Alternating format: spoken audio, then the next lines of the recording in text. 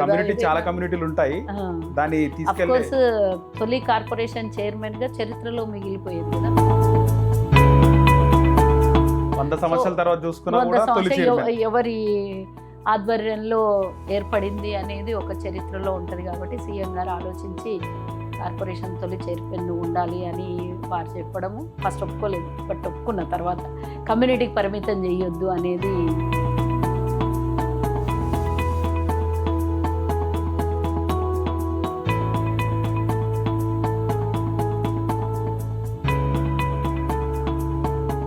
కానీ ముఖ్యంగా ఆర్యవైశ్యులు అన్ని అన్ని ఏవైతే ఉన్నాయో అన్ని రంగాల్లో కూడా రాణిస్తారు. అన్ని రంగాల్లో లేదమ్మా, రాజకీయాల్లో చాలా మేము రాజకీయాల్లో పక్కన వెనుకబడిపోయినాం. పెడితే అదే అన్ని రంగాల్లో బాధ. ముందుంటారు. అన్ని ఫైనాన్షియల్ రంగాల్లో అంటే వ్యాపారం.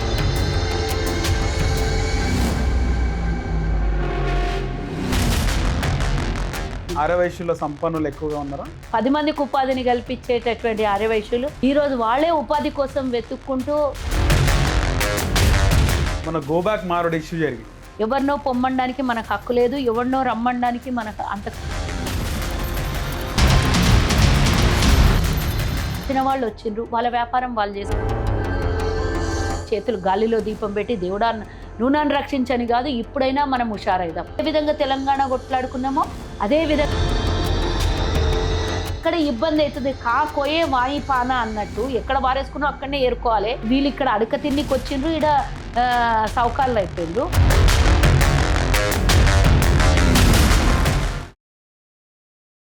నమస్తే, వెల్కమ్ టు అవర్ ఛానల్. నేను నరేష్.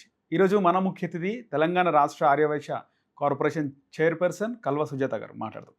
అక్క నమస్తే. నమస్తే నరేష్, బాగున్నావా? బాగున్నాక. ఎట్లున్నారక్క మీరు? బాగుంది. దాదాపు ఒక 1 year అయిందా మీ కార్పొరేషన్? 1 year 2 months అయింది. 14 months. ఓకే. సో ఎట్లా ఉంది మొట్టమొదటిసారి? అంటే అదేదో మీకోసమే ఈ యొక్క కార్పొరేషన్ క్రియేట్ చేసినట్టు అనిపిస్తుంది. ఆర్యవైశ్య కార్పొరేషన్ అనేది గతంలో లేదు.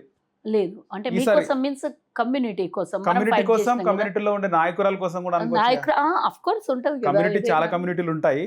దాన్ని అఫ్ తీసుకెళ్ళి కోర్స్ తొలి కార్పొరేషన్ చైర్మన్ గా చరిత్రలో మిగిలిపోయేది కదా. అవును. అంటే ఒక కమ్యూనిటీకి పరిమితం కాకుండా రాజకీయ నాయకులు అనేవాళ్ళు ఒక కమ్యూనిటీకి పరిమితం అవ్వద్దు.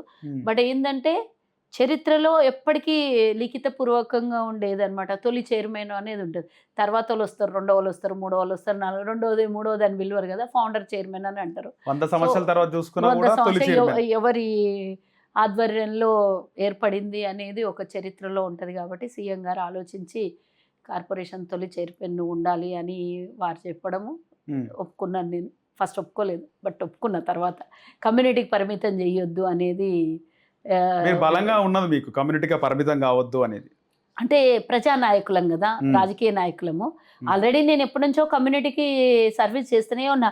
36 years నుంచి నేను కమ్యూనిటీలో సర్వీస్ చేస్తూనే ఉన్నా. ఎప్పుడో నా ఏజ్ 20 years ఉన్నప్పటి నుంచి చేస్తున్నాను. నాకు కొత్తగా కమ్యూనిటీతో రిలేషన్ ఏం లేదు. పాతదే 35 ఏళ్ళతోని అందరితో కమ్యూనిటీతోని రిలేషన్ మెయింటైన్ చేస్తున్నా.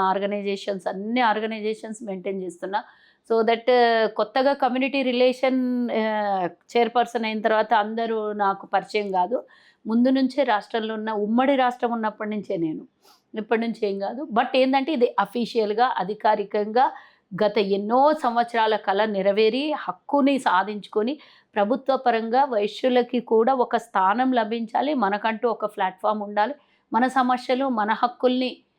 సమస్యల్ని తీర్చుకోవాలి, మన హక్కులు తీసుకోవాలి అని ఒక ప్లాట్ఫామ్ ఉంటేనే ఎమ్మెల్యేలు ఉంటారు, నియోజకవర్గం వరకు అందరి నాయకులు వాళ్ళు. ఒక కమ్యూనిటీకి ఏమన్నా అవసరం ఉన్నది అంటే చేయడానికి కులమైనా సరే ఏదైనా సరే వాళ్ళు నాయకులు అవుతారు. కానీ కార్పొరేషన్ అనేది మన హక్కు. ఒక కమ్యూనిటీకి అధికారికంగా ప్రభుత్వం ఇచ్చేటటువంటి ఏ పథకాలైనా అంటే కార్పొరేషన్ ద్వారా ఇచ్చేది ప్రజలకి, పేదవాళ్ళకి ఉపయోగపడేది. కాబట్టి ఇది అనేది అధికారికంగా లభించడం అనేది అదృష్టంగానే, కమ్యూనిటీ ద్వారా నాకు సేవ చేసే అదృష్టం కలిగింది అనుకోవడం ఒకందుకు. అంటే చెయ్యను అన్నాను, మరి వాసవి మాత అనుగ్రహం అట్లనే ఉందేమో చెయ్యాలి అని ముఖ్యమంత్రి గారు కూడా అదే ఆదేశాలు చేయడం జరిగింది. ఫస్ట్ ఆఫ్ ఆల్ మీ ఛానల్లో ఫస్ట్ టైం ఇంటర్వ్యూ కాబట్టి ముఖ్యమంత్రి గారికి, క్యాబినెట్ అందరికీ కూడా ధన్యవాదాలు. గత కేసీఆర్ ప్రభుత్వంలో 10 ఏళ్ళు కొట్లాడినాం. ఎన్నో ఏళ్ల నుంచి స్వతంత్రం పూర్వం నుంచి స్వతంత్రం వచ్చిన తర్వాత వైశ్యులకు అధికారికంగా ఒక ప్లాట్ఫామ్ దొరికింది. దానికి ధన్యవాదాలు. రైట్. కానీ ముఖ్యంగా ఆర్యవైశ్యులో అన్ని అన్ని ఏవైతే ఉన్నాయో అన్ని రంగాల్లో కూడా రాణిస్తారు. బిజినెస్ కానీ అన్ని రంగాల్లో లేదమ్మా. రాజకీయాల్లో చాలా మేము వెనుకబడిపోయినాం. అదే బాధ. అన్ని రంగాల్లో అంటే వ్యాపార రంగంలో ముందుంటాము. వ్యాపార రంగంలో డబ్బులు ఉండడం అనేది ఇప్పుడు అంటే అన్ని కులస్తులకు అన్ని కులస్తులు వ్యాపారం చేస్తున్నారు. ఈరోజు రియల్ ఎస్టేట్ చేస్తున్నారు అన్ని కులస్తులు, కిరాణా షాపులు చేస్తున్నారు అన్ని కులస్తులు. ఏ వ్యాపారం అయినా సరే ఆర్యవైశ్యులు చేసే వ్యాపారము అందరూ చేస్తున్నారు. వ్యాపారం అనేది అందరు చేస్తారు. అందరి దగ్గర అన్ని కులాల దగ్గర కులాలకు మతాలకు అతీతంగా ఎవరు ఎంత ఎదిగితే అంత, ఎంత నాలెడ్జ్ ఉంటే అంత, ఎవరు ఏది ప్రజాస్వామ్యం. ఆర్యవైశ్యుల సంపన్నులు ఎక్కువగా ఉన్నారా? ఉండేవాళ్ళు, ఒకప్పుడు ఉండేవాళ్ళు. ఇప్పుడు వ్యాపారం దెబ్బతిని చాలా మటుకు కొంత ఇబ్బందికరంలో ఉన్నటువంటి వాళ్ళు లేరు అని నేను అనను. సంపన్నులు అంటే ఒకప్పుడు సౌకారి అనే ఆర్యవైశ్యులకి షౌకారి అంటేనే శ్రీమంతుడు అనేది అనేవాళ్ళు మా పెద్దలు పూర్వకాలంలో. సో అక్కడి నుంచి ఈరోజు పేదరికం చాలా మందికి వచ్చేసింది. లేదని కాదు, ఉన్న ఒక 10 to 20% హై రిచ్ ప్రొఫైల్లో ఉన్నారు. పేద మధ్య తరగతి వాళ్ళు కూడా చాలామంది ఆ స్థాయికి రావడం ఎందుకు అని అంటే ఈ మధ్య కాలంలో వ్యాపారాలు దెబ్బతిని దానికి అష్యూరెన్స్ లేకపోవడము. అంటే ప్రతిదానికి ఒక ఇన్సూరెన్స్ ఉంటుంది. వ్యాపార కులానికి వ్యాపారానికి ఇన్సూరెన్స్ లేకపోవడం అనేది ఒక ఎక్స్పైర్ అయిపోతే, కిరాణా షాప్లో ఎక్స్పైర్ అయిపోతే బిజినెస్ లేక వస్తువు ఎక్స్పైర్ అయిపోతే దానికి ఇన్సూరెన్స్ లేదు. అది పెట్టుబడి పెట్టినటువంటి డబ్బులన్నీ నీళ్ళల్లో పోసిన అట్లా రకరకాలుగా ఇబ్బందులు. కొంత వివిధ రాష్ట్రాల నుంచి వచ్చి వ్యాపారాలు మాల్లు వచ్చి కిరాణా దుకాణాలు దెబ్బతీసి చిన్న చిన్న గ్రామాల్లో ఉన్నటువంటి వ్యాపారస్తులు ఈరోజు వర్తక వ్యాపారం దగ్గర 10 మందికి ఉపాధిని కల్పించేటటువంటి ఆర్యవైశ్యులు ఈరోజు వాళ్ళే ఉపాధి కోసం వెతుక్కుంటూ పట్టణాలకు వలస వచ్చేటటువంటి పరిస్థితి ఉంది. అలా ఉంది, ఇలా కూడా ఉంది. హై రిచ్ ప్రొఫైల్లో ఉన్న వాళ్ళు ఒక 20% ఉంటే దిగువ మధ్య తరగతి వాళ్ళు 80% ఉన్నారు. మరి ఆ 80% వాళ్ళకి కూడా ప్రభుత్వ పరంగా అన్ని, ఎందుకంటే మా ఆర్యవైశ్యులు అన్ని కులాలలో కొంత ఫాస్ట్గా ఉంటారు, చెడ్డవాళ్ళు ఉంటారు, రకరకాలుగా ఉంటారు. కానీ ముఖ్యంగా మా ఆర్యవైశ్యుల్లో వాళ్ళ వ్యాపారం, వాళ్ళ ఇల్లు, వాళ్ళ దుకాణం తప్ప వేరే దాని జోలికి పోరు. కొంచెం అంటే కొంచెం బిడియము, కొంచెం మెత్తతనము, కొంచెం నామోషి, ఏదైనా అడగాలన్నా బాధ, ఎవరిని అడగరు. కష్టాలైనా సరే కడుపులో పెట్టుకొని మింగేస్తారు.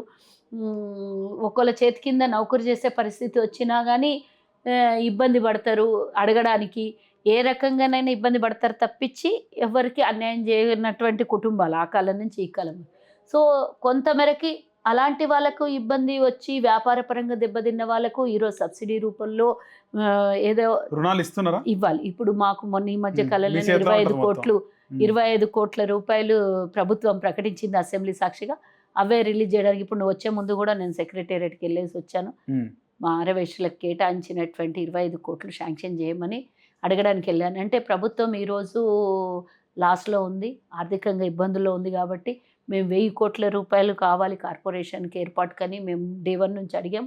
బట్ మెల్లిమెల్లిగా ఒక 25 కోట్లతో మొదలైంది. ఈరోజు తర్వాత అంచెలంచెలుగా మా వాళ్ళ దగ్గర మీకు తెలుసు ఆర్యవైశ్యులు అంటే మీకు తెలియంది లేదు.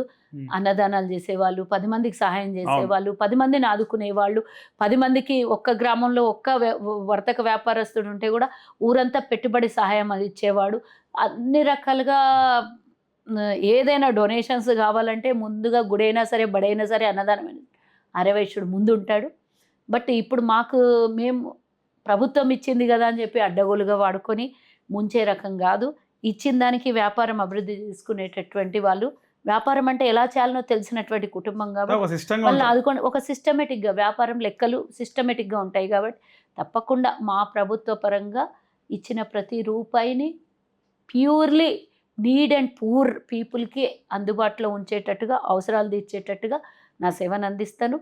ప్రభుత్వం కూడా వాళ్ళకి ఇచ్చినటువంటిది ఫలితం దక్కాలని ప్రభుత్వం చేస్తుంది కాబట్టి డెఫినెట్గా ప్రభుత్వానికి మంచి పేరు, పార్టీకి మంచి పేరు, కమ్యూనిటీకి మంచి పేరు వచ్చే విధంగా అయితే తప్పకుండా చేయాలని ఉన్నది. అదేవిధంగా ఆర్యవైశ్యులందరూ సహకరిస్తారని కూడా నేను అనుకుంటున్నా. ఎగ్గొట్టే రకం చాలా తక్కువగా ఉంటుంది. మనకు తెలుసు కదా, గతంలో మేమే ఒక బ్యాంకు లేకున్నా రుణాలు ఇచ్చేవాళ్ళం. బ్యాంకులకి వ్యాపారస్తులందరూ కూడా చాలా భయస్థులుగా ఉంటారు. ఏదైనా బ్యాంక్ రుణం తీర్చుకున్నా కూడా ప్రాంప్ట్గా టైంకి కట్టాలి, లేకపోతే పరువు పోతుంది అని భయంకరంగా. కాబట్టి ఇక్కడ కూడా సజావుగా నడుస్తుంది అని నేను అనుకుంటున్నా. కర్ణాటకలో 95% ఇచ్చిన రుణాలు 95% రికవరీ అయ్యాయంట. అంటే చూడండి ఎక్కడ కూడా 95% రుణాలు రికవరీ అయితే అని చరిత్రలో మనం వినలేదు. కానీ అక్కడ 95% ఇచ్చిన రుణాలు రికవర్ అయ్యాయి. అంటే ఇట్స్ గ్రేట్ కదా. ప్రభుత్వానికి గండి పడదు, కమ్యూనిటీ కావాలంటే మళ్ళీ పిలిచి ఇచ్చే రకంగా ఉంటుంది. సో ఈ విధంగానే నడవాలని, ఇక్కడ కూడా ఆ విధంగానే నడవాలని నేను కోరుకుంటున్నాను. మన గో బ్యాక్ మారోడ్ ఇష్యూ జరిగింది. సో ఆ ఇష్యూలో అడగక ముందే మొత్తం చెప్పేస్తా కదా ఇప్పుడు నేను. ఆ ఇష్యూ జరిగినప్పుడు ఏమనిపించింది? అంటే చాలా మంది అంటే నేనేమంటున్నా అంటే, ఎవరినో పొమ్మనడానికి మనకు హక్కు లేదు, ఎవరినో రమ్మనడానికి మనకు అంతకన్నా అధికారం లేదు. ఒకటి, వచ్చిన వాళ్ళు వచ్చిండ్రు, వాళ్ళ వ్యాపారం వాళ్ళు చేసుకొని అందరితో పాటు మెలిగితే సరిపోయింది. నేను మార్వాడి ఒకటి అన్ని నేను కులం పేరు పెట్టి నేను నిందించను. నా ఇంటర్వ్యూస్ ఎక్కడన్నా చూడండి మీరు, నా ఇంటర్వ్యూస్లో మాట్లాడినటువంటి మాటలు ఒక మార్వాడోలే కాదు, అన్ని కులాస్తాలు వివిధ రాష్ట్రాల నుంచి వచ్చి తెలంగాణ గండి కొట్టిండ్రు. తెలంగాణ ఒకటే కాదు, ఇప్పుడు రెవల్యూషన్ తెలంగాణలో వచ్చింది. మన సౌత్ రాష్ట్రాల మీద ఉత్తరాది రాష్ట్రాల నుంచి వలసలు వచ్చి ఆధిపత్యం చెలాయిస్తున్నారు. అప్పుడు ఈస్ట్ ఇండియా వాడు ఎట్లా వచ్చిండో ఈరోజు ఉత్తర రాష్ట్రాల నుంచి సౌత్ రాష్ట్రాల మీద. అప్పుడు ఈస్ట్ ఇండియాడు మన హైదరాబాద్కి రీచ్ అవ్వలేదు, మీరు అది గుర్తుంచుకోండి. నవాబులు ఉన్నప్పుడు మన హైదరాబాద్ వరకు ఇది ఒకటి బిదిరి అని మనది, ఇది సపరేట్గా ఒక గుల్బర్గానో బిద్రి అనే ఏదో సంథింగ్ సపరేట్ స్టేట్గా ఉండేది. హైదరాబాద్ సంస్థానంగా సపరేట్ స్టేట్ ఉండే. అప్పుడు రాష్ట్ర దేశమే వేరే కావాలని అడిగినటువంటి రోజులు కూడా ఉన్నాయి. ఇక్కడికి బ్రిటిష్ వాడిని కాలు పడలేదు. కానీ ఇప్పుడు ఈ ఈస్ట్ ఇండియా వాళ్ళు అప్పుడు బ్రిటిష్ వాడిని కళ్ళు పడ్డాయి సౌత్ ఈస్ట్ రాష్ట్రాల మీద. ఇప్పుడు ఈస్ట్ రాష్ట్రాల్లోని కళ్ళు సౌత్ రాష్ట్రంలోని మీద పడ్డది.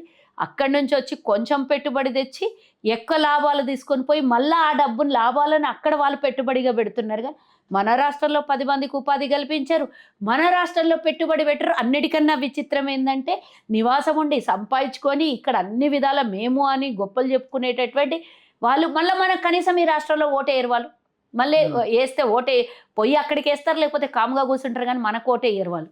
అది బాధాకరమైనటువంటి విషయము. ఇక్కడ జిఎస్టీలు సగం 75% 90% జిఎస్టీలు ఎగ్గొడతారు. నకిలీ సామాన్లు తెచ్చి అమ్ముతారు. పక్కలున్న వ్యాపారాన్ని పూర్తిగా దెబ్బతీయడానికి స్టార్టింగ్లో పడ్డ ధర కన్నా తక్కువ తెచ్చి అమ్మేసి వాని వ్యాపారం కుదేలయ్యి వాడు ఇంకా పక్క వ్యాపారస్తుడు మొత్తం సర్వం కోల్పోయేంత వరకు తక్కువలో అమ్మేసి వాడు దుకాణం తీసి వెళ్ళిపోయినాక వీని పని వీడు చూపిస్తాడు. అట్లా తెలంగాణలో వీళ్ళు ఆధిపత్యం చెలాయించి వ్యాపారాల్ని దెబ్బతీసి మళ్ళీ ఇందాక మన వాళ్ళు కొంతమంది ఈ ఉద్యమం ఏదైతే వ్యాపారస్తుల మీద జరుగుతున్న అన్యాయం మీద ఉద్యమం చేస్తున్నారో ఆ దాడిగా ఉద్యమం చేస్తున్నారో వీళ్ళందరూ, వాళ్ళందరూ పాపం ఒక మంచి వర్డ్ అన్నారు, తెలంగాణ అని బోర్డు రాసుకోండి మీరు మీ షాప్ల మీద తెలంగాణ అని. వాళ్ళు రాసుకుంటారో చూడండి, ఎక్కడ కూడా బోర్డులు ఉండవు. మనకు చిత్తు కాగితం లాగా ఒక బిల్లు ఇస్తారు అంతే. ఏ జిఎస్టీ పేపర్ ఉండదు, ఏ ఫోన్ పే ఉండదు, అన్ని వాళ్ళ ఇష్టమే.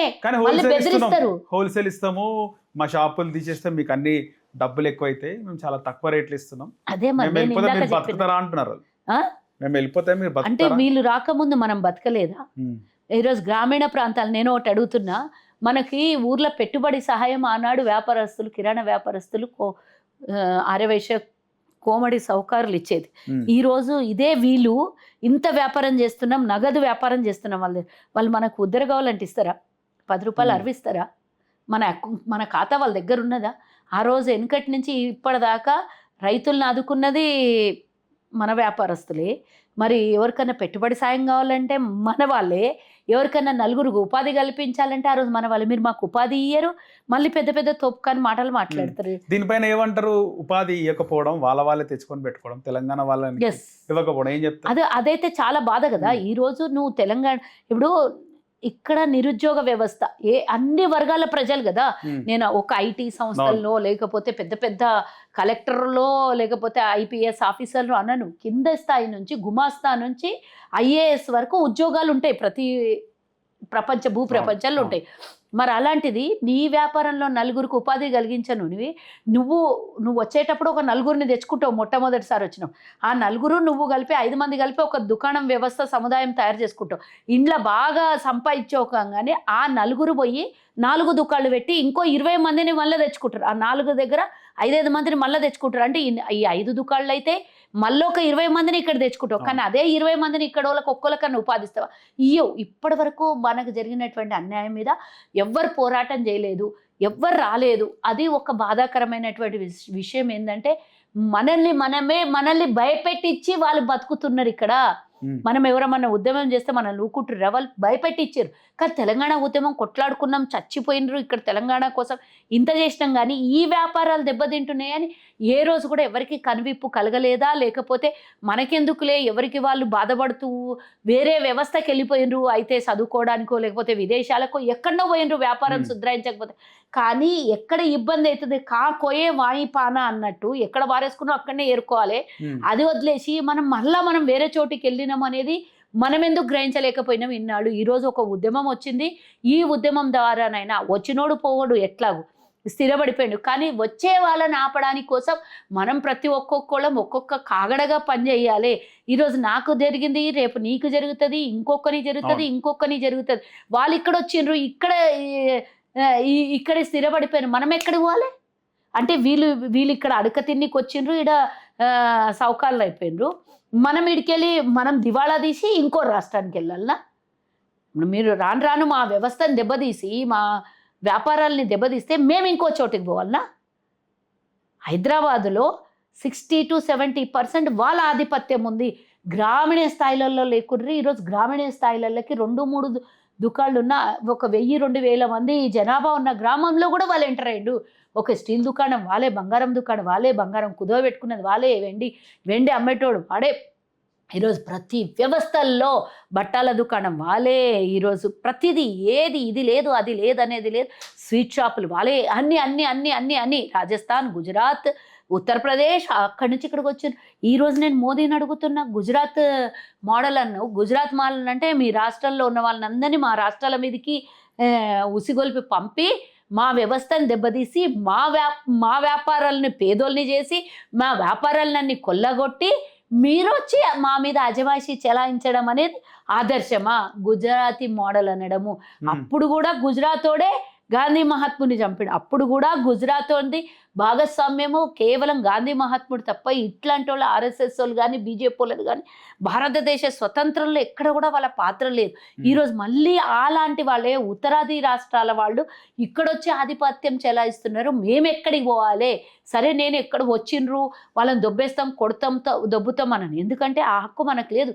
మనం కూడా విదేశాలలో పోయి ఉంటున్నాం, వివిధ రాష్ట్రాలలో కావాల్సిన వాళ్ళు వెళ్ళి వ్యాపారాలు చేసుకుంటున్నారు. మనం విదేశాలలో వ్యాపారం ఉద్యోగాలు చేస్తున్నాం. కానీ దానికి ఒక లిమిట్ ఉంటుంది. నేను ఈరోజు 100 రూపాయలకు తెచ్చి 102 రూపాయలు జిఎస్టీతో లేదా జిఎస్టీతో 118 అయితే ఒక 2 రూపాయల లాభంతో 120-121 అమ్ముకోవాల్సినటువంటి వస్తువుని వాడు 105 రూపాయలకు అమ్ముతుంటే నాకు 118 పడుతుంటే నేను ఎట్లా అమ్మాలి ఈరోజు ఆ వస్తువుని అనేది ఈరోజు ఒక క్వశ్చన్ మార్క్. అదే కదా సెకండ్ మాల్ అని ఉంటుంది. ఒక 150 వస్తువులు తయారైతే 100 వస్తువులకి జిఎస్టీ కట్టి తెస్తారు, 50 వస్తువులకు జిఎస్టీ పడదు. కాబట్టి అన్ని వాళ్ళు అంటే ర్యాండమ్గా అన్ని తీసుకొని దాన్ని అమ్ముతారు. అంటే 50 వస్తువులకు జిఎస్టీ లేకుండా అమ్మితే నేను కానీ ప్రతి వస్తువుకు నేను ఒక ఆశీర్వాద్ ఆటా తీసుకొని ఒక పారాషూట్ ఆయిల్ తీసుకొని తీసుకొని జిఎస్టీ లేకుండా ఇయ్యరు కదా ప్రతి కంపెనీ.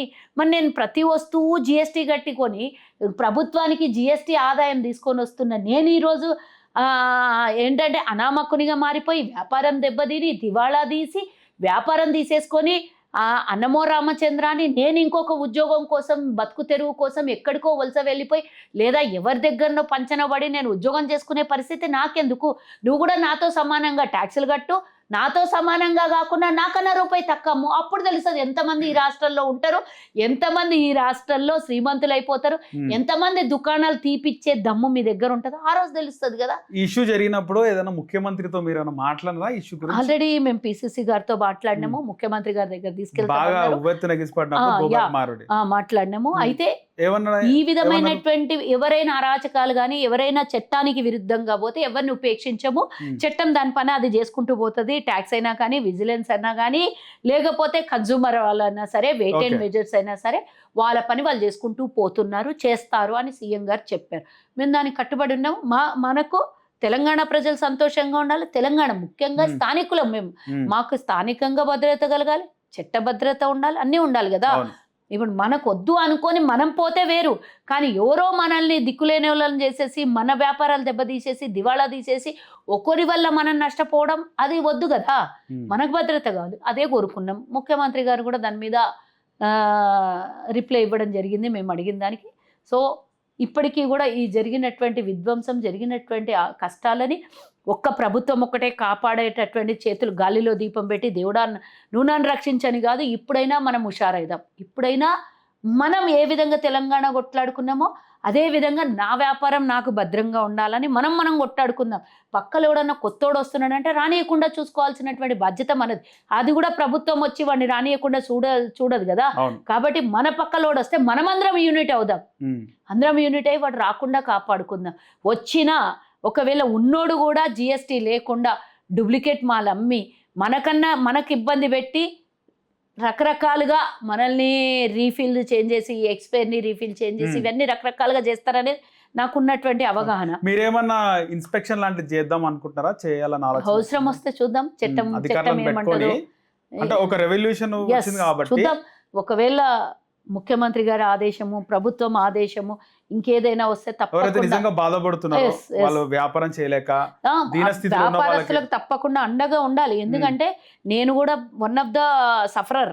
నేను కూడా ఆ బాధలో నుంచి వచ్చిందానే. వ్యాపారం అంటే మా కులస్తులకు అందరికీ జరిగింది. ఈ రోజు ఒక్క వైశ్యుడికే జరగలేదు ఈ అన్యాయం. ఈరోజు చేనేత కార్మికునికి అన్యాయం జరిగింది. ఈ రోజు బంగారం స్వర్ణకారునికి అన్యాయం జరిగింది. ఈ రోజు అంటే మారోడీలు ప్రతి బిజినెస్ లో ఉన్నారు. మీరు గమనిస్తే లిక్కర్ ఉన్నారు కాదు, వచ్చిండ్రు వాళ్ళు. అంటే ఇందందు లేదు, అందందు లేదు, ఎందెందు వెతికినా అందందు గలను. ఇక్కడ చూసిండ్రు, రుచి తలిగింది వాళ్ళకి. ఫస్ట్ వచ్చిండ్రు ఎప్పుడు తెలుసా? పన్ బ్రోకర్స్ అని వచ్చిండ్రు. పన్ బ్రోకర్స్ అని వచ్చి తర్వాత మెల్లమెల్లగా ఏలువేటానికి సంధిస్తే కాలు పెట్టేసిండ్రు. మెల్లమెల్లగా నేను చెప్పిన కదా, ఈస్ట్ ఇండియా 200 సంవత్సరాలు మన దేశాన్ని వ్యాపారం కోసం అని వచ్చేసి మన దేశాన్ని వాళ్ళ కబంధహస్తంలో బంధించేసారు. వీళ్ళు కూడా సేమ్ టు సేమ్, నేను వేరే కాదు అనని వీళ్ళని కూడా సేమ్ టు సేమ్. వీళ్ళేమో దేశాలే, ఇది వాళ్ళు విదేశీలేరి వాళ్ళని నిలగొట్టగలిగారు. వీళ్ళు మన దేశస్తులే మనల్ని మోసం చేస్తుంటే దీన్ని చట్టం ప్రకారం ఎవరు నడుచుకోకున్నా, చట్ట విరుద్ధంగా ఎవరు పోయినా మనం కూడా తెలంగాణ కోసం ఎట్లా కొట్లాడినా, మన వ్యాపారం కోసం, మన స్టాక్ల కోసం, మన చట్టం కోసం మనం కొట్లాడదాము. ఒక్కరొచ్చి మనకు అన్నం పెడతారు, ఒక్కరొచ్చి మన ఆకలి తీరుస్తారని కాదు. ఆకలి అయితే నీ అన్నాన్ని నువ్వే సంపాదించుకోవాలి అని నినాదం తీసుకొని వెళ్ళి అందరం కూడా దీని మీద ఉద్యమం. అంటే నాకు నా పక్కలోనికి, నా స్థానికునికి ఇబ్బంది కలగకుండా, మన దగ్గర ఈగోలకు పోయి నా పక్కలోడు చెడిపోతే నాకేంది, నేను హ్యాపీగా ఉంటే చాలు అనుకునే దానికన్నా, నేను కాదు మనము, మన స్థానికులు, మన వాళ్ళు, మన తెలుగు వాళ్ళు, మన తెలంగాణ వాళ్ళు బాగుండాలి అని కోరుకొని మనం ముందడుగేస్తేనే ఎట్లయితే తెలంగాణ సాధించుకున్నామో, ఎన్నేళ్ల తర్వాత ఎంతమంది చనిపోతే సాధించుకున్నామో, మళ్ళీ ఆ ఉద్యమం ఈరోజు ఉద్యమం రూపంలో వచ్చింది. అక్కడెక్కడో మార్వాడి వాడు ఒక దళితుడిని కొడితే మొదలైనటువంటి ఈ ఉద్యమము ఏ రోజైతే గాంధీ మహాత్ముడిని ట్రైన్లో నుంచి దొబ్బినరో ఆ రోజు భారతదేశానికి స్వతంత్రం తేవాలని గాంధీ మహాత్ముడు ఏ విధంగా అయితే కంగడం కట్టుకున్నాడో, ఈ రోజు దళితుని మీద అటాక్ చేసిన తర్వాత ఏర్పడినటువంటి షామో, ఈరోజు విట్టలో ఇలాంటి వాళ్ళందరూ బయటకు వచ్చి ఈరోజు మాట్లాడుతున్నారో దాన్ని ఈరోజు వాళ్ళు మొదలుపెట్టిండ్రు. కానీ మనల్ని మనం రక్షించుకుందాం, మన వ్యాపారాన్ని మనం రక్షించుకుందాం. మనం బద్దకించొద్దు. మనం పోతే పోయింది తీసేద్దాం, వాళ్ళకు మన మడిగలు కిరాయికి ఇచ్చేద్దాం అనే ఆలోచన కాకుండా, నేను నా వ్యాపారం, నా స్థానికుడిని, నేను 100 సంవత్సరాల నుంచి నేను, నా తాత, నా తండ్రి అందరం ఇక్కడ వ్యాపారం చేసినాం. నేను నా నెక్స్ట్ జనరేషన్కి ఉద్యోగం దొరకకపోతే నా కొడుకుకి ఇదే భద్రత అని, నా కొడుకుని నెక్స్ట్ జనరేషన్కి వ్యాపారానికి అదే సీటుని ఇద్దాము అని ఆలోచన చేసుకున్న ప్రతి ఒక్కడు కంకణం కట్టుకొని మన వ్యాపారం దెబ్బతీసుకోకుండా ఒక్కరికొక్కరు అందరం కలిసికట్టుగా ఉందామని సందర్భంగా తెలియజేస్తున్నాను. రైట్. ముఖ్యంగా రాజకీయాలు చూసుకుంటే జూబ్లీహిల్స్ బై ఎలక్షన్ బాగా హాట్ టాపిక్గా మారింది.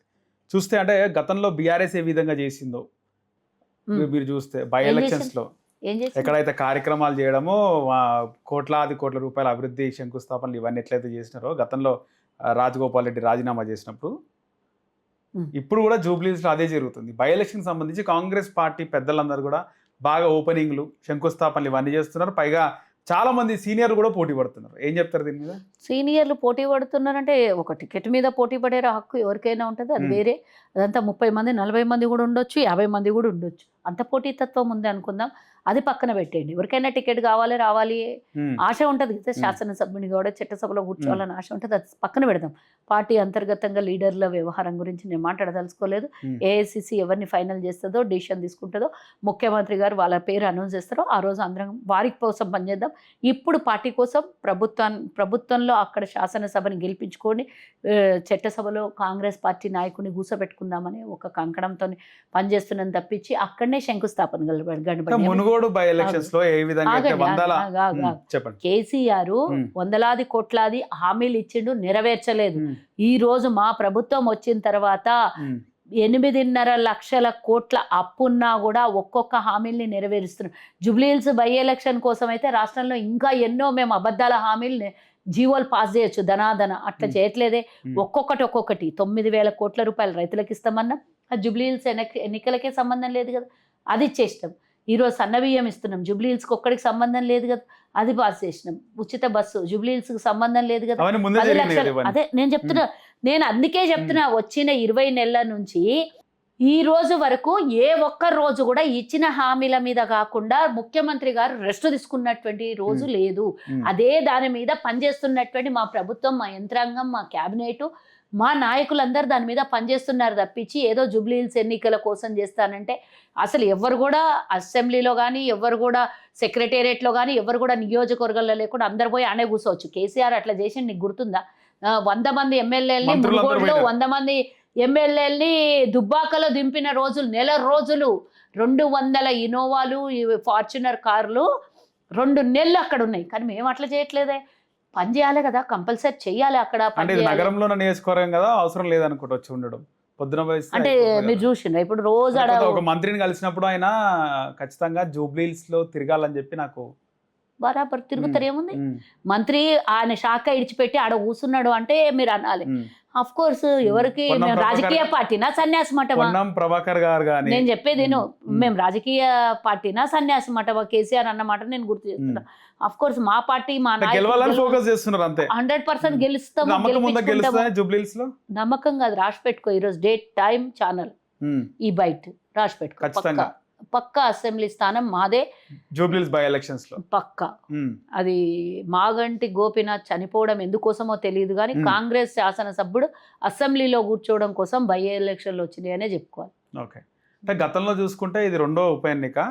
గతంలో బీఆర్ఎస్ ఎమ్మెల్యే సికింద్రాబాద్ కంటోన్మెంట్ లో చనిపోవడం మీరు కైవసం చేసుకున్నారు. కానీ అప్పుడున్న పరిస్థితులు ఇప్పుడు ఉన్నాయా? అప్పుడేమైంది? ఇంకా అప్పుడే అన్నారు లోక్సభలో అయ్యో కాంగ్రెస్ 8 గెలిచిందన్నారు. అక్కడ అంతకు ముందు మైనస్ అయితే లోక్సభ ఎన్నికల్లో ప్లస్ వచ్చింది. అసెంబ్లీ శాసనసభ ఎన్నికల్లో మైనస్ అయితే 50,000 ఓట్లు ప్లస్ వచ్చినాయని అనుకుంటా నేను. సికింద్రాబాద్ కంటోన్మెంట్ అంటే ఆ నియోజకవర్గం గెలిచినా కూడా ఎంపీ ఓడిపోవడం జరిగింది కదా. మరి నేను అదే చెప్తున్నా, అంతకు ముందు శాసనసభలో కూడా మేము గెలవలేదు. అప్పుడు కన్నా ఓట్లు నాకు తెలిసి 5,000 ఓట్లు ఎంతో సంథింగ్ ఎక్కువ వచ్చినాయి అన్నారు. 50,000 5,000 మొత్తం నియోజకవర్గమా పార్లమెంట్ కలిపి ఎంతో మొత్తానికి అక్కడి నుంచి ఎక్కువ వచ్చినాయి. అసెంబ్లీ స్థానం కన్నా పార్లమెంటు స్థానానికి ఎక్కువ వచ్చినాయి అని.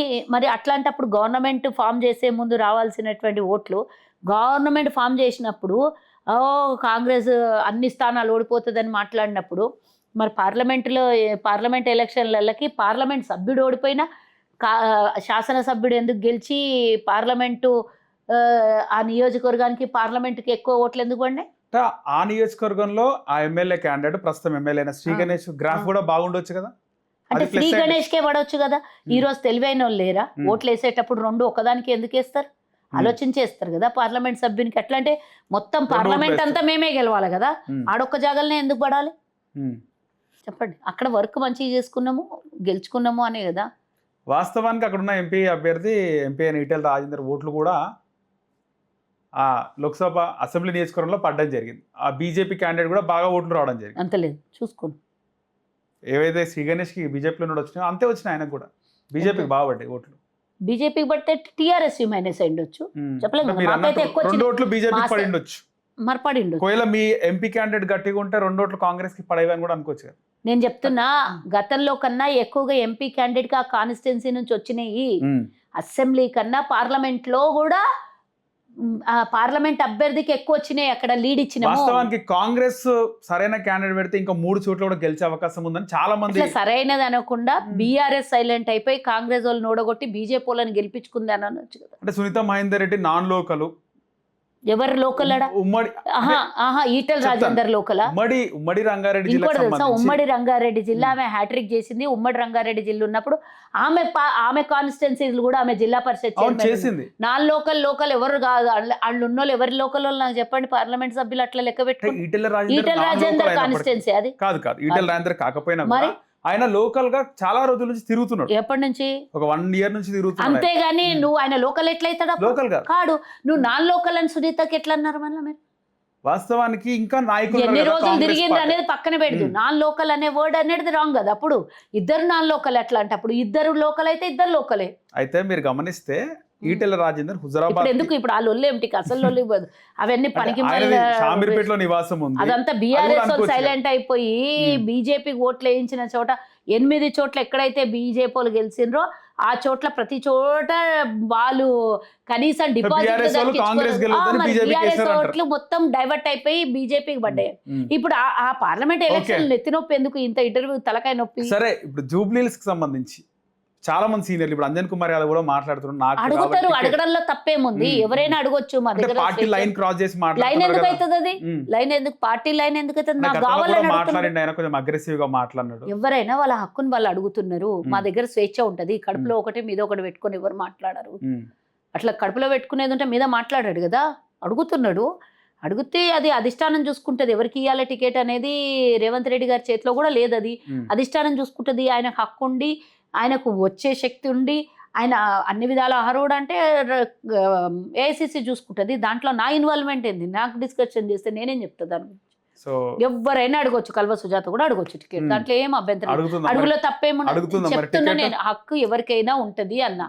అందులో ఒక అడుగు ముందుకేసి ఒకళ్ళు షార్ప్ గా అడుగుతారు, ఒకళ్ళు సైలెంట్ గా అడుగుతారు, ఒకళ్ళు రిక్వెస్ట్ చేసి అడుగుతారు, ఒకళ్ళు ఏమో అగ్రెసివ్ గా అడుగుతారు. దాంట్లో తప్పేం లేదు. పథకాలకు సంబంధించి గ్రౌండ్ లెవెల్ బీఆర్ఎస్ వాళ్ళ కంటే ఒకటే క్యాండిడేట్ ఉన్నాడు.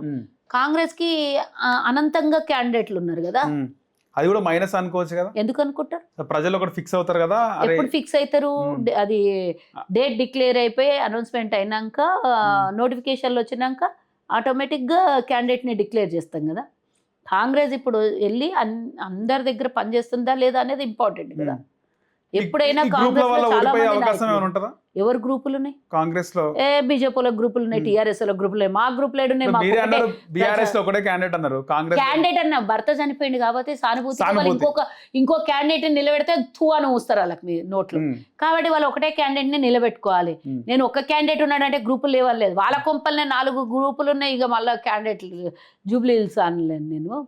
ఒకటి వాళ్ళు ఓడిపోతారు, ఒకటి వాళ్ళ భయం వాళ్ళకు ఉంటుంది. ఇప్పుడు కంటెస్ట్ చేసి ఇప్పుడు ఈ వ్యతిరేకత, ఈ తెలకాయ నొప్పి తెచ్చుకోవాలన్నా అని ఎవరైనా అక్కడ ఉన్న బీజేపీ బీఆర్ఎస్ వాళ్ళు ఎవరైనా ఉంటే కూడా ముందుకు వచ్చి పోటీ చేస్తారా? ఇప్పుడున్న సిచ్యువేషన్ వాళ్ళకు ఉన్నటువంటి పరిస్థితులు ఎంత ఘోరంగా ఉన్నాయి. ఇప్పుడు ఒక్కరు తండ్రికి బిడ్డ పడతలే, బిడ్డకి కొడుకు పడతలే, కొడుకుకి బావ పడతలే, బావకి ఇంకో బావ మధ్య పడతలే. అన్ని పంచాయతీ ఏం పంచాయతీలు అవన్నీ దినం మాట్లాడుకునేవి. సో కొంతమంది రాజకీయ విశ్లేషకులు అంటున్నమాట, అంటే స్వాతంత్రం వచ్చినప్పటి నుంచి ఇప్పటిదాకా 40 సంవత్సరాలు చూసుకుంటే ఏ ప్రభుత్వానికి తొందరగా వ్యతిరేకత రాలేదు.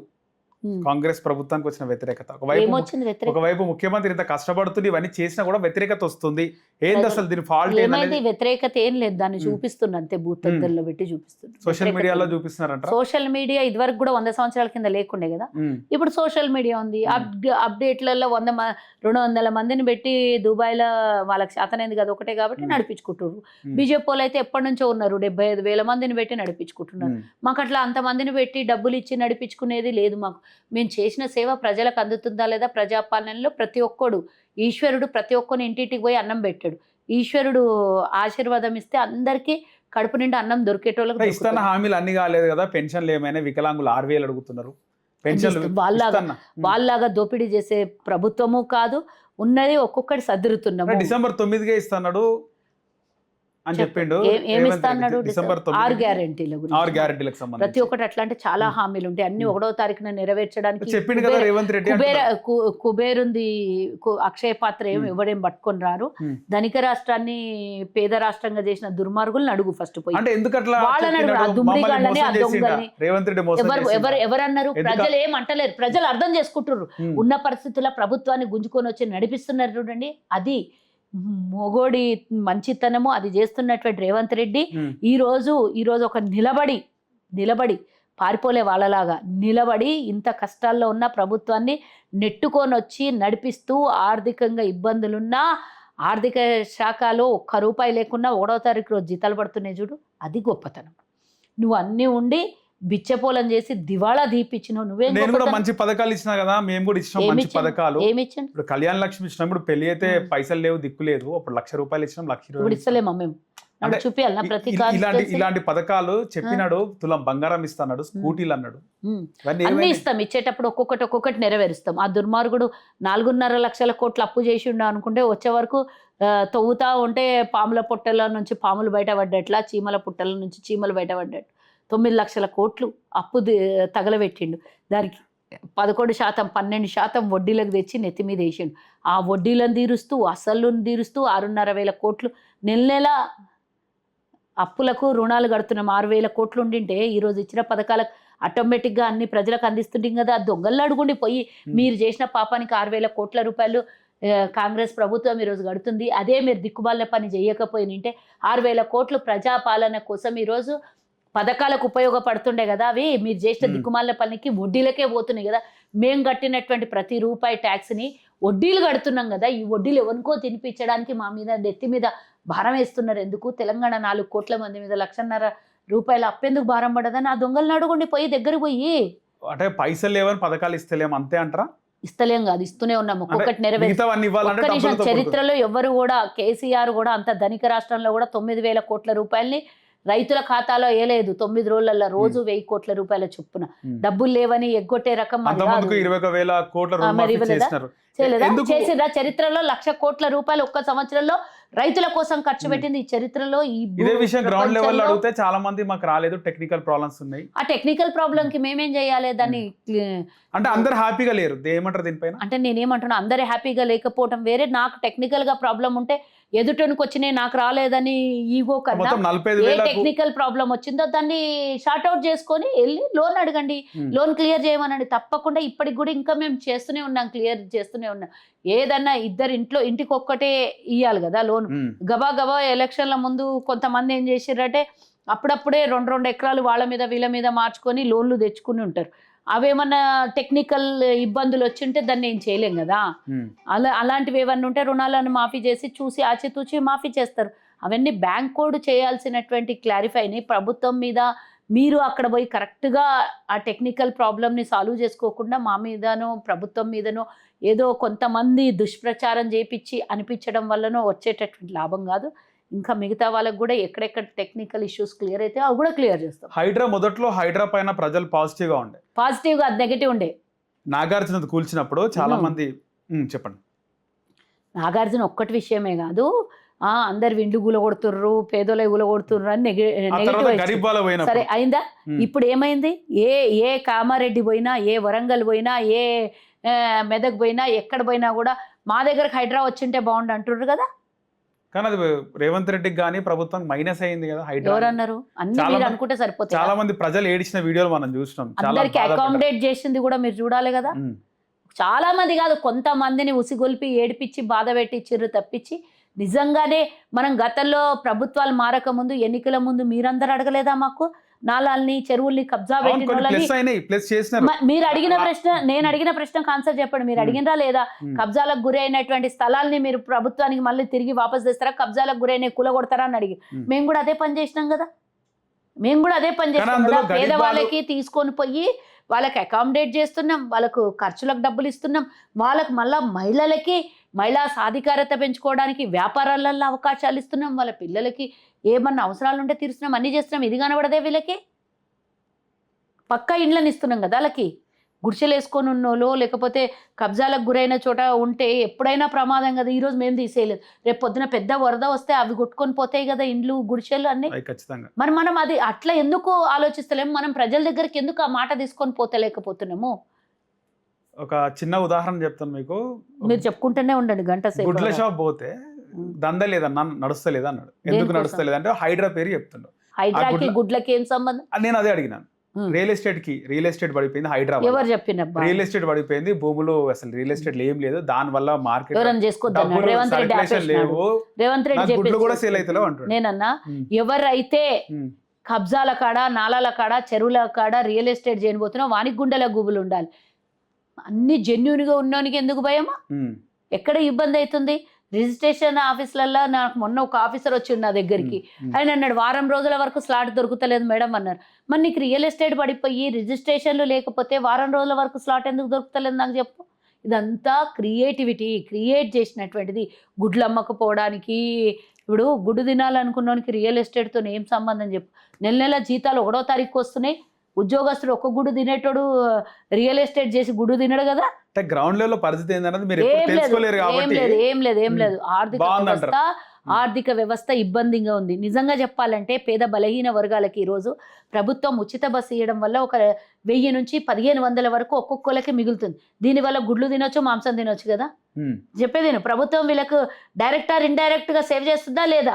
ఇంటికి 200 యూనిట్ల ఉచిత కరెంట్ ఇస్తే కనీసం 500 నుంచి 1000 రూపాయలు మిగులుతున్నాయా లేదా? 500 రూపాయల గ్యాస్ వస్తే ఈరోజు 600 రూపాయలు 1200 సిలిండర్ స్టార్టింగ్లో ప్రభుత్వం వచ్చినప్పుడు, ఇప్పుడు అఫ్కోర్స్ 1000 రూపాయలు ఏందనుకో, మరి 500 రూపాయలు సిలిండర్కి మిగులుస్తున్నాం కదా. ఇక్కడొక 500, ఇక్కడొక 1000 రూపాయలు, ఇక్కడొక 1500, సుమారుగా 4-5 వేల రూపాయలు అదనంగా వాళ్ళకు అంటే ఏమంటారు మిగులుస్తున్నాం. ఆ మిగులుస్తున్న డబ్బుతోని పౌష్టికాహారం తినొచ్చు, పొదుపు చేసుకొని పిల్లల భవిష్యత్తు కోసం జమ చేసుకోవచ్చు. ఇవన్నీ మేము చేస్తే వాళ్ళు బాగుపడతారంటారా? అంటే ఈ రోజు నాకున్న పరిస్థితి 2000 ఖర్చు పెట్టడానికి లేనోడు 2000 జమ చేసుకుని ఉంటే 2000 బాగుపడతాడా అన్నట్టు. అట్లా అంటే 100 కోట్లు ఇచ్చినా కూడా ఎవరు బాగుపడరు తిని తాగి ఖర్చు పెట్టేస్తే. ఈరోజు మేము పేద బలహీన వర్గాలు పూర్తి దిగువ స్థాయి వాళ్ళ కోసం ఇవన్నీ చేస్తున్నామా? బాగా 2 లక్షల కోట్లు ఉన్నోని కోసం చేస్తున్నామా? మరి లేని వాళ్ళ కోసం 4000 రూపాయలు నెలకు తక్కువ పడితే అప్పే కదా వాళ్ళకి. ఆ 4000 రూపాయలు మేము మిగులుస్తున్నాం, వాళ్ళకి ఆదా అనుకోండి, అయ్యే ఖర్చు అనుకోండి, లేకపోతే ఎక్కడన్నా వడ్డీకి తెచ్చుకుంటే ఆ వడ్డీ మిగులుతున్నదని అనుకోవచ్చు కదా. దీంట్లో సంతోషపడే వాళ్ళు ఉన్నారు. నేను చాలా మంది గ్రౌండ్ లెవెల్ అడిగినప్పుడు ఉచిత బస్ అంటే ఇప్పుడు మేము ఇండ్లు ఇచ్చినాం, 3,500 ఇండ్లు ఇచ్చినాం నియోజకవర్గానికి. అది వాళ్ళు ఇచ్చిండ్రా? 10 ఏళ్లలో 30,000 ఇండ్లు ఇవ్వలేదు. మేము ఏడాది లోపల 65,000 ఉద్యోగాలను ఇచ్చినాం. మొన్నటికి మొన్న మళ్ళీ 10,000 ఉద్యోగాలను వేస్తే మేము ఇదేంటి విలేజ్ ఆఫీసర్లను వేసినాం. మేము 10,000 మందికి ఉద్యోగాలు ఇచ్చినాం. మరి ఇట్లా మేము ఇచ్చుకుంటూనే పోతున్నాము. ఎన్ని చేసినా ఆశలు ఉన్నోనికి ఎన్ని చేసినా 100 పెట్టినా 101 ఇంకా నాకు లేదే అని అంటారు. కానీ గ్రౌండ్ లెవెల్లో అందరు తిన్నోడు ఎవరు కూడా సన్న బియ్యం చరిత్ర చూపే కేసీఆర్ వరేస్తే ఉరి అన్నాడు. ఈరోజు ప్రతి ఒక్కరికి 500 రూపాయలు బోనస్. నువ్వు ఈ రోజు మొత్తము 2 సంవత్సరాల మొత్తం స్టోరీ నన్ను అడగకు, అన్ని తెలిసి ఇవన్నీ ప్రతి ఒక్కటి కేంద్ర సాయం. ఏమిటి కేంద్ర సాయం? మరి మిగిలిన 27 రాష్ట్రాలకు ఎందుకో సాయం చేస్తలేదు? వాళ్ళకి గోధుమలు ఇచ్చే కాడ గోధుమలు ఇయ్యమని చెప్పు, మంచిగా పూర్తిగా నాణ్యమైన గోధుమలు ఇయ్యమని చెప్పు. ఇక్కడ కర్ణాటకలో ఉన్నది, లేకపోతే ఇంకా మహారాష్ట్రలో, తమిళనాడులో, కేరళలో అన్ని చోట్ల ఉంది కదా, ఎందుకు ఇస్తలేరు? కేంద్రం ఎందుకు పూర్తిగా ఇస్తలేదు సహాయం? చెప్పండి నాకు. ఈ తెలంగాణకే కేంద్రం సాయం ఇస్తున్నారు వాళ్ళు? చెప్పు నాకు. ఒక్క తెలంగాణకు వచ్చేవరకే మేము ఇస్తున్నాం అంటారు. 27 రాష్ట్రాలలో బోర్రవాడికి చేతనైతలేదు. మరి ఎందుకు? అన్ని రాష్ట్రాలలో పంట పండే వరి పండే ప్రతి రాష్ట్రాలు ఇవ్వండి, మళ్ళా కేంద్రం ఇవ్వండి. ఈ ఫ్రీ కరెంట్ కి సంబంధించి చాలా స్లమ్స్ లో అందరికి కూడా వస్తున్నాయి. ఒకటి వచ్చిన వాళ్ళకి చెప్పుకోవట్లేరు వాళ్ళు ప్రజలు కూడా, మాకు ఫ్రీ కరెంట్ వస్తుందని. ఫ్రీ బస్ తిరుగుకుంటూనే చాలా మంది మహిళలు నేనేం చేయాలి నువ్వేం చేయాలి. కాంగ్రెస్ అలవాటు 2,500 రూపాయలు మహిళలు అడుగుతున్నారు. ఒకటి ఇక ఇయ్యండి, అందరు అడుగుతారు, ఇచ్చింది మీరు చెప్పాలి. మీడియా వాళ్ళు ఎందుకున్నారు మా దగ్గర? మీరు తప్పు చేసినప్పుడు కూర్చి అడుగుతారు కదా. మీరు ఇట్లనే అవతలోడు చెయ్యని పనిని మేము కాంగ్రెస్ సోషల్ మీడియా ఎందుకు అట్లాంటి అలవాట్లు ఫస్ట్ నుంచి లేదు. దేశానికి అన్ని పడతాయి. తిన్నోనికి కడుపుకు తిన్నోనికి నేను పెడితే అన్నదాత సుఖీ భవ అంటాను నేను. మీది కనకున్న మనసులు ఉంటది. నువ్వు నాకు ఆకలితో ఉంటే నువ్వు ఇంత బుక్కెడు అన్నం పెడితే పేదోనికి వాడిని కనీసం ఎప్పుడో ఒక దగ్గర ఎక్కడో ఒక దగ్గర కాన్షియస్ అన్నదాత సుఖీ భవ అంటాడు. కాబట్టి మేము ఇచ్చినటువంటి సేవ, మేము ఇచ్చినటువంటి ప్రతి పథకాన్ని వాడుకుంటున్నటువంటి ప్రతి తెలంగాణ జనాలకి కాంగ్రెస్ మీద కురాత్కం ఉంటుంది. ఈరోజు 9 లక్షల చిల్లర కొత్త రేషన్ కార్డులను ఇచ్చినాం. కొత్త రేషన్ కార్డు అంటే ఏదో ఉట్టిగా ఒక కార్డు ఇచ్చి పక్కకు పంపడం కాదు. రేషన్ కార్డు వల్ల ఎన్ని లబ్ధులు ఉంటాయి. ఈరోజు ఉచితంగా బియ్యం పొందొచ్చు, ఉచితంగా కరెంటు పొందొచ్చు, 500లకు సిలిండర్ పొందొచ్చు, ఇందిరమ్మ ఇండ్లను పొందొచ్చు, ఆరోగ్యశ్రీ దీనికి ఒక 2 నుంచి 2.5 లక్షల సంవత్సరానికి ఒకవేళ వాళ్ళ కుటుంబానికి మొత్తం ఇస్తే 2 నుంచి 5 లక్షల వరకు అనుకుంటా నేను, ఇందిరమ్మ ఇల్లుతో సహా ఒకవేళ వచ్చింటే 5 లక్షల రూపాయల వరకు లబ్ధి మేము చేకూరుస్తుంటే 10 లక్షల కుటుంబాలకు మళ్ళీ అదనంగా ఇచ్చినాం. ఏం పీకిండు ఈ అడగరేంది? 19 లక్షల కార్డులను పీకి పడేసిండు వాళ్ళ హయాల్లో. ఒక్కటి రేషన్ కార్డు ఇవ్వలేదు. కొత్తోళ్ళని అత్తగారింటికి పోయిన ఆడపిల్లని ఆడ చేర్చలేదు, ఈడ తీసేయలేదు. రేషన్ కార్డులో ఈడ బియ్యం రావు, ఆడ కొత్తగా చేర్చుకోలేదు. ఎన్ని ఆపదలు తెచ్చండి, ఎన్ని కష్టాలు తెచ్చండి. వాళ్ళని అడిగేది తెచ్చిపెట్టి అన్ని చేస్తున్నామా? అసలు నిత్యంగా ప్రతిరోజు ఏం కావాలో అవి మేము చేస్తున్నాం. కూడు గుడ్డ నేల మేము ఇస్తున్నది, సన్న బియ్యం, భూమి ఇస్తున్నాం, నీడ ఇస్తున్నాం. మేము ఇస్తున్నామా లేదా?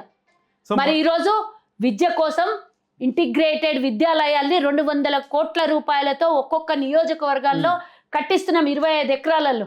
వీళ్ళేం బీకిరు చెప్పండి? అప్పులు చేసారు తప్పించి ఒక్క మంచి పని చేసారా తెలంగాణ? ఇన్ని చేస్తున్నాం. Sports university కట్టిస్తున్నాం.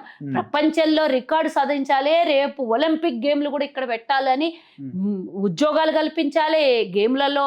ప్రపంచ దేశాలలో మన రాష్ట్రం ముందుండాలని మా ముఖ్యమంత్రి గారు కలలు కని రాష్ట్రాన్ని అభివృద్ధి దిశగా నడిపిస్తుంటే మా మీద ఏడుపేడిస్తే అయ్యేదే లేదు. మీరు చేసిన తప్పుడు పనులు దాచుకోవడం కోసమే ఇవన్నీ పిచ్చి పిచ్చి మాటలు మాట్లాడి ప్రజల్ని ఉసిగొల్పడం తప్పించి, ఎరువులకు కూడా లైన్లో చెప్పులు 10 మంది జెన్యున్ ఉంటే 90 మందివి టీఆర్ఎస్ కార్యకర్తలు క్రియేట్ చేసి పెట్టడం అవాస్తవం. అయితే నేను నీకు సాక్ష్యంగా లైవ్లో నీకు పట్టిస్తా.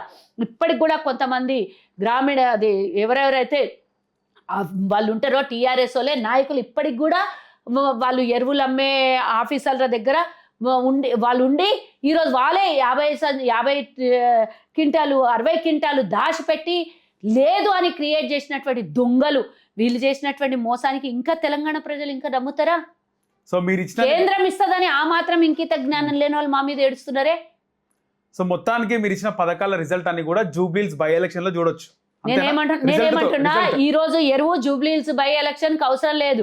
ఇందిరమ్మ ఇండ్లు ఇంకా మేము 500 ఆగమ్మా, నువ్వు చెప్పేదేను. మేము చేసిన పథకాలు జూబ్లీహిల్స్ కి సంబంధం లేదు. రాష్ట్రం మొత్తము మా ప్రభుత్వ పాలన ఏ విధంగా ఉందని అనే దాని మీద అది నిరూపించబడుతుంది. కానీ జూబ్లీహిల్స్కి ఉచిత బస్సుకి జూబ్లీహిల్స్ వరకే ఇస్తలేము, ఎరువులు జూబ్లీహిల్స్ వరకే ఇస్తలేము, ఇందిరమ్మ ఇల్లు జూబ్లీహిల్స్ వరకే ఇస్తలేము, ఆరోగ్యశ్రీ జూబ్లీహిల్స్ వరకు ఇస్తలేము, రేషన్ కార్డులు జూబ్లీహిల్స్ వరకు ఇస్తలేము, 200 యూనిట్ల కరెంటు జూబ్లీహిల్స్ వరకే ఇస్తలేము, 500 సిలిండర్ జూబ్లీహిల్స్ వరకే ఇస్తలేము, 70,000 ఉద్యోగాలు జూబ్లీహిల్స్కే ఇస్తలేము, ఇంటిగ్రేటెడ్ విద్యాలయాలు జూబ్లీహిల్స్కే కడతలేము, ఈరోజు స్పోర్ట్స్ యూనివర్సిటీ జూబ్లీహిల్స్ కోసమే కడతలేము. ఇన్ని చేసిన 1,000 కోట్ల రూపాయల పెట్టుబడులు ప్రతి నియోజకవర్గం అభివృద్ధి కోసం ప్రతి ఎమ్మెల్యే తీసుకొచ్చినటువంటి అర్జీల్ని పరిశీలించి అయినంత మట్టుకు చెయ్యాల్సినటువంటి బాధ్యత ముఖ్యమంత్రి మీద ప్రభుత్వం మీద ఉన్న పనులు చేస్తున్నారు తప్పించి జూబ్లీహిల్స్ కోసం ప్రత్యేకంగా కొత్తగా ఏమి చేసేది లేదు. చేసుకుంటూ నిత్యంగా జరగాల్సినటువంటి కార్యక్రమాలు జరుగుతున్నాయి, ఇవ్వాల్సినటువంటి పథకాలని అమలు చేస్తున్నాం. అంతే తప్పించి ఎవరి కోసమో ఇక్కడ క్రియేట్ చేసేది దానికోసమే ప్రభుత్వ పాలన నడుస్తుంది. కేసీఆర్ లాగా అప్పటికప్పుడే హుజురాబాద్ ఎలక్షన్లు వస్తే దళిత బంధు క్రియేట్ చేయడం ఇట్లాంటివి మాకు లేవు. మరి మొత్తానికి టెస్ట్లో తెలిసిపోతుందని నేను అనుకుంటున్నాను. ఆ టెస్టులు అంటే ఇప్పుడు మేము గెలిచినామంటే మేము టెస్ట్లో పాస్ అయినట్ట. ఆ రోజు ప్రజలు మీతో ఉన్నట్టు ఎప్పటికీ మాతోనే ఉంటారు. ఎప్పుడెప్పుడైతే ప్రజలకి బాధలు కష్టాలు ఉంటాయో అప్పుడప్పుడు హస్తం నేస్తంగా ప్రజలకు కావాలి, అది గుర్తుంచుకోవాలి. ఈరోజు దేశం కూడా ఆపదల్లో ఉంది, దేశంలో కూడా హస్తమే కావాలి ఇప్పుడు ప్రజలకి.